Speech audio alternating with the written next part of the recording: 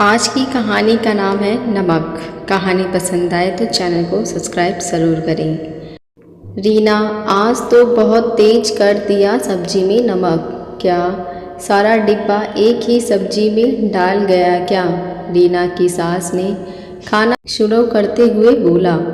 रीना भागी भागी रसोई से आई और अपनी सास से पूछा, क्या हुआ मम्मी जी? ज़्यादा हो गया क्या नमक? लेकिन मैंने तो रोज़ जितना ही डाला था। रीना की सास ने मुंह बनाते हुए कहा, ऐसा लगता है कि पूरे डब्बे का नमक दाल में झोंक दिया है। कहाँ ध्यान था आज तुम्हारा? रीना कुछ नहीं बोली और चुपचाप रसोई में जाकर रोटी सेकने लगी। थोड़ी देर में रीना के पति मोहित और ससुर भी खाना खाने बैठे गए। ससुर, जिन्होंने पहले ही सुन लिया था कि दाल में नमक तेज है, आज फिर भी रोटी का कौर मुंह में डालते ही चिल्लाए, कितना तेज नमक! 2 टाइम रोटी खानी होती है, वो भी ढंग से नहीं मिलती।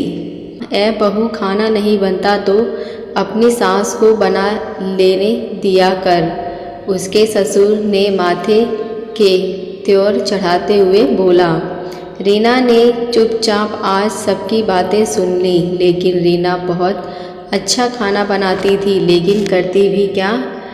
जब आटा लगा रही थी तो 1.5 साल के बेटे ने फुर्ती से आकर डब्बे से चम्मच भरकर नमक दाल में डाल दिया था। हालांकि रीना ने देखते ही काफ़ी सारे दाल निकाल ली थी। ऊपर से फिर नमक की तोड़ तासीर है कि जल्दी से घुल जाता है, इसलिए दाल में नमक तेज लगा सबको।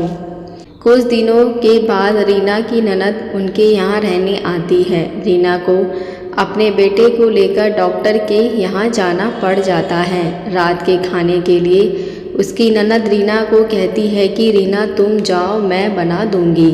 रीना और रोहित आधे पौने घंटे में ही वापस आ जाते हैं, क्योंकि डॉक्टर के पास ज़्यादा मरीज नहीं थे। रीना आते ही रसोई में चली जाती है। उसकी ननद ने सब्जी बना दी थी और आटा भी लगा दिया था।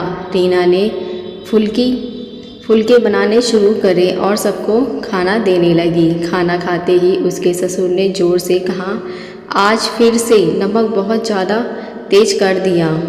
वो आगे कुछ बोलती उससे पहले ही रीना की सास ने उन्हें धीमी आवाज़ में कहा, राखी ने बनाई है सब्जी, लो खाओ लो चुपचाप, राखी को बुरा लगेगा नहीं तो।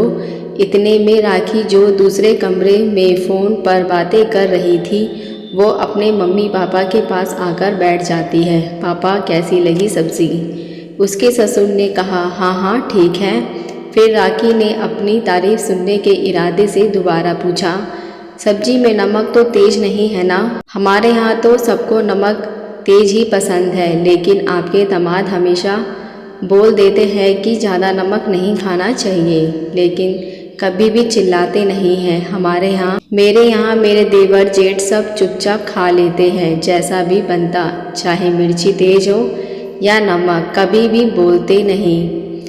नहीं बोलते कि कितना तेज कर दी मिर्ची नमक। वो तो जब सब देवरानी जेठानी खाना खाने बैठती हैं तब पता चलता है। रीना ने ससुर से कहा, नाना बढ़िया बनी है सब्जी, और खाना खाकर उठ गए। मोहित वहीं बैठा सब कुछ देख रहा था। थोड़ी देर में रीना मोहित को भी प्लेट लगाकर ले आती है। जैसे ही मोहित खाने की कौर मुंह में डाली, वैसे ही रीना रीना यहाँ आओ जल्दी से। रीना भागी भागी आई है। क्या हुआ? रीना ने डरते हुए मोहित से पूछा, इतना ज़्यादा नमक? सारा डब्बा ही छोड़ दिया क्या सब्जी में नमक का? अगर खाना नहीं बनता तो मम्मी या दीदी से बोल देती, वो बना देती। रीना कुछ नहीं बोली। बेचारी की आंखों से आंसू निकल गए और वो रसोई में चली गई। राखी और उसकी माँ वहीं बैठी सब कुछ देख रही थी। रीना की सास को तो सब कुछ समझ आ गया था, इसलिए वो तो कुछ बोली नहीं, लेकिन राखी से रहा नहीं गया। राखी ने मोहित से कहा, क्या हुआ मोहित, सब्जी अच्छी नहीं लगी? मोहित ने कहा, क्या खाक अच्छी बनी है, कितना तेज नमक। 15-20 दिन पहले से भी रीना ने ऐसे ही तेज नमक डाल दिया था, तभी भी सबने अचार से रोटी खाई थी। और फिर से कितना तेज नमक। राखी का चेहरा उतर गया। राखी ने मोहित से कहा, मोहित तुम और रीना डॉक्टर के यहाँ गए थे ना, इसलिए मैंने बना दी थी सब्जी, और मेरे हाथ से नमक हमेशा तेज ही डलता है। मोहित ने राखी से कहा, दीदी इतना तेज नमक वाला खाना आप रोज़ बनाती हो और आपके घर पर सब खा लेते हैं क्या, कोई कुछ नहीं कहता? आपके सास और ससुर भी नहीं? राखी ने कहा, नहीं मोहित, जैसे तू चिल्ला रहा है रीना पर, अगर तेरे जीजा जी मेरे ऊपर चिल्ला दें तो मैं कभी ज़िंदगी में खाना ना बनाऊं उनके लिए। मोहित ने सोचा दीदी के थोड़े और मज़े लिए जाएं। उसने राखी से कहा, लेकिन दीदी जब इंसान सारा दिन काम करके आता है तब उसे ऐसा खाना मिलेगा तो कोई कैसे बर्दाश्त करेगा भला? राखी ने कहा, अच्छा क्या सिर्फ तुम सब मर्द ही काम करते हो, हम औरतें कुछ नहीं करती? सारा दिन बच्चे को संभालना, घर का काम करना, कपड़े बर्तन, और ऊपर से सास ससुर। मेरे सास ससुर तो फिट हैं, लेकिन रीना को तो मम्मी का कितना ध्यान रखना पड़ता है।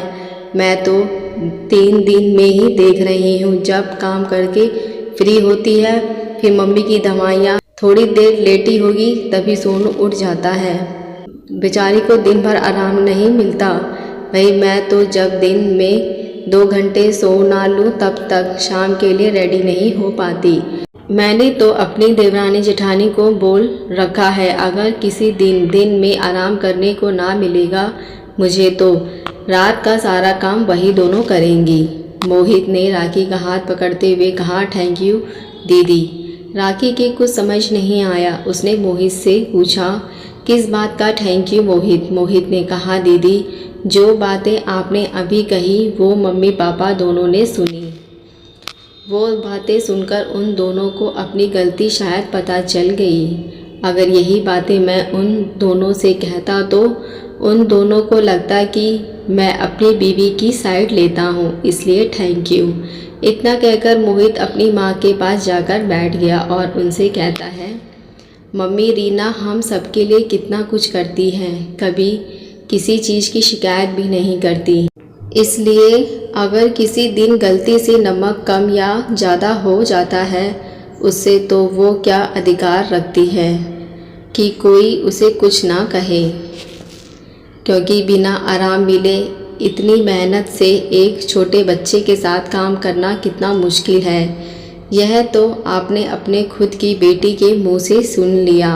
अभी इतना सुनते ही मोहित की मम्मी रीना को आवाज़ लगाती है और उससे कहती है, रीना तुम और राखी मेरे लिए दोनों ही एक हो बेटा, आज के बाद जैसी राखी वैसे ही तुम हमारे लिए। कहते हुए रीना की सास उसके सिर पर प्यार से हाथ फेरती है।